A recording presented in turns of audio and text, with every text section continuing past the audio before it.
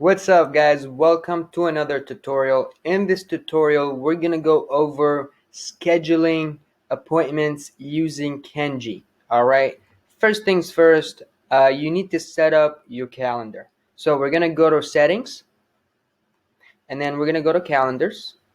Usually there's just a dummy calendar, so just go ahead and make a new calendar. Make sure you put in all the information that's needed. Meeting location, this would be your Zoom location or whatever location that you're doing your meetings on. The two-way sync, this is if you want to sync your Google Calendar and this calendar together, two ways. So your Google calendars will show up here and your calendars from here will show up on Google.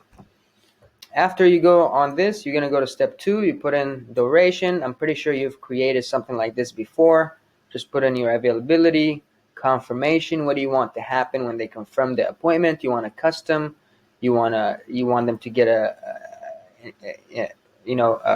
follow-up. What do you want them to do after the appointment? So this is very, very important to set up. This is also if they book an appointment, do you want to redirect them to another page? This is very important to create a page just for people to go on and confirm their appointments. Okay? And then you complete it. You complete the appointment, and that's it. You have an appointment. And if you click just on that link, there it goes. Your appointment just opens up. And you can share this link to anybody, and they can book their own appointments on your calendar. Okay? You can create as many calendars as you want. And this is the link to your calendar. Now, if we go to scheduling, this is where your appointments are going to show up right here in their appointments. And if you want to do an appointment manually, you go to schedule appointment and you just schedule an appointment for your clients right here.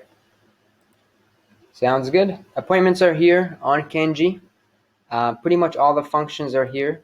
Once somebody, let's say, books an appointment and you confirm them, you pretty much just move them to the next step in the opportunity section. Therefore, they get the confirmation email for that appointment. Sounds good?